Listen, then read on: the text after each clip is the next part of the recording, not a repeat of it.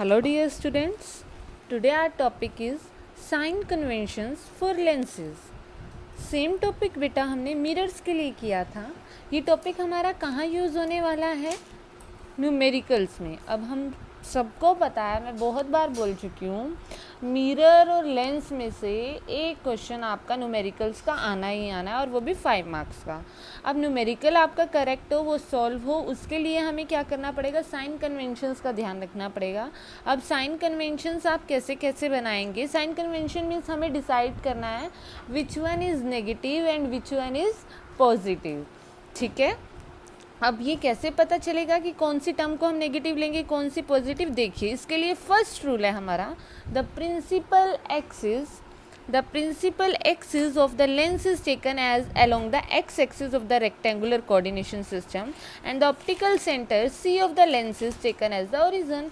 हम सबको पता है कि ये देखिए, हमने ये लेंस लिया एक, इसकी जो ये हॉरिजॉन्टल लाइन है, सिमिलर हॉरिजॉन्टल लाइन हम मिरर्स के केस में लेते थे, और उसे हम क्या मानते थे? ये क्या है? लाइन जो सेंटर से पास हो रही है मिरर के या लेंस के, इसे नाम दिया जाता है प्रिंसिपल एक्सिस.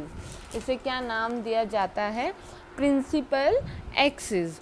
सेकेंड रूल क्या है हमारा? The object is taken on the left side of the lens, light is incident on the lens from the left hand side. Object को हम कहाँ रखेंगे? हमेशा लेंस के लेफ्ट हैंड साइड पर रखेंगे. All the distance parallel to the principal axis of the lens are measured from the optical center of the lens.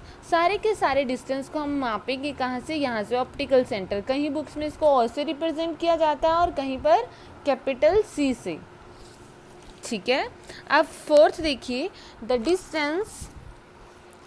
Fourth point क्या है? The distance measured in the direction of incident light. जो distances हम कहाँ लेते हैं? Measure करते हैं incident direction, incident light की डायरेक्शन में, उनको पॉजिटिव लेंगे. जैसे अब इंसिडेंट लाइट हमारी यहाँ से यहाँ जा रही है, ऐसे जा रही है हमारी, तो इस साइड जितने भी डिस्टेंस लोगे आप, इस साइड, उन्हें क्या मापोगे आप? पॉजिटिव में. अगर आप इस साइड मेज़र करते हैं, इंसिडेंट लाइट इधर जा रही है और आप इसके अपोजिट जा रहे हैं, देखिए distance against incident light negative. अगर अगेंस्ट जा रहे हो, इंसिडेंट लाइट तो इस साइड जा रही थी और आप इसके अगेंस्ट जा रहे हो, तो उसको नेगेटिव ले लिया. अगर इंसिडेंट लाइट की डायरेक्शन में ही जाएंगे तो उसे पॉजिटिव लेंगे, उसके अगेंस्ट जाएंगे तो उसे नेगेटिव लेंगे. Fifth point, the distance measured in a direction opposite to the direction of incident light are taken as negative. Sixth one, the height measured upward and perpendicular to the principal axis. देखिए, अगर कोई height आप measure कर रहे हैं, height of image, height of object, अगर principal axis से ऊपर वाली ले रहे हैं तो उसे पॉजिटिव लेंगे, प्रिंसिपल एक्सिस से नीचे वाली ले रहे हैं तो उसे नेगेटिव लेंगे.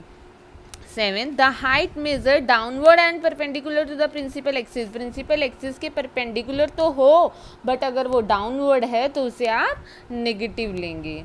नेक्स्ट, ये डायग्राम देखिए, ये आपको नोट्स में बनाना है, अपने बुक्स में सिमिलर डायग्राम बनाएंगे, ऐसे ही आप उनको शो करेंगे कि कहाँ कौन सा साइन लेना है आपको.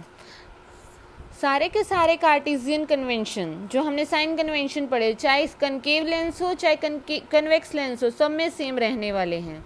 Next one is lens formula. Lens formula क्या कहता है बेटा? ये फिर से हमें रिलेशन देगा किस किस के बीच में? Object distance, image distance and focal length के बीच में, जैसे हमें मिरर फॉर्मूला ने दिया था. बट यहाँ मिरर फॉर्मूला से थोड़ा सा चेंज है. देखिए, कन्वेक्स लेंस में फॉर्म अ रियल और वर्चुअल इमेज. कन्वेक्स लेंस जो है वो रियल इमेज भी बना सकता है और वर्चुअल इमेज भी बना सकता है, depending on the position of the object. ये डिपेंड करता है कि ऑब्जेक्ट की पोजीशन कहाँ है. A concave lens form a virtual wherever the object में भी. लेकिन कनकेव लेंस के केस में हमेशा कैसी इमेज बनने वाली है? वर्चुअल बनने वाली है. द लेंस फॉर्मूला क्या होगा इन केस में? 1/v - 1/u is equal to 1/f. Mirror के केस में आपने क्या पढ़ा था बेटा? 1/v + 1/u is equal to 1/f. ये देखिए, ये रहा मिरर का फॉर्मूला. यहाँ सिर्फ क्या चेंज आ रहा है? The only difference is the sign of 1/u. यहाँ 1/u को हम नेगेटिव ले रहे हैं. हर स्फेरिकल मिरर में ये एप्लीकेबल होगा. जहाँ भी स्फेरिकल मिरर का, स्फेरिकल लेंस का आप जहाँ भी न्यूमेरिकल सॉल्व करते हैं वहाँ ये वैलिड होगा. Next one is linear magnification produced by lenses. अब लेंसेज में मैग्नीफिकेशन प्रोड्यूस करेंगे जैसे हमारे मिरर्स ने प्रोड्यूस की थी। लीनियर मैग्नीफिकेशन को स्मॉल m से रिप्रेजेंट करेंगे हम, और उसका फॉर्मूला क्या है? It is defined as the ratio of size of image to the size of object. ये रेशियो है किस किस की? इमेज के साइज़ की और ऑब्जेक्ट के साइज़ की। इमेज के साइज़ को मैंने यहाँ पर I से रिप्रेजेंट कर दिया, और ऑब्जेक्ट के साइज़ को मैंने यहाँ किससे रिप्रेजेंट कर दिया? O से, कैपिटल O से। We take size of the object O is equal to h1 and size of the image I is equal to h2। यहाँ अगर मैं लेती हूँ इमेज के साइज़ को h2 मानती हूँ और हाइट किसकी? ऑब्जेक्ट की साइज़ को मैं h1 मानती हूँ, तो ये फॉर्मूला बन जाएगा। A concave lens form an image which is smaller than the object. Concave lens हमेशा डिमिनिश्ड इमेज बनाएगा, हमेशा छोटी इमेज बनाएगा। डिमिनिश्ड नहीं कह सकते हम यहाँ पर, डिमिनिश्ड तो मतलब नेग्लिजिबल हो जाएगी। मतलब ये याद रखना है, कनकेव लेंस में हमेशा जो इमेज बनने वाली है वो ऑब्जेक्ट से हमेशा छोटी होगी। Therefore linear magnification of a concave lens is less than 1।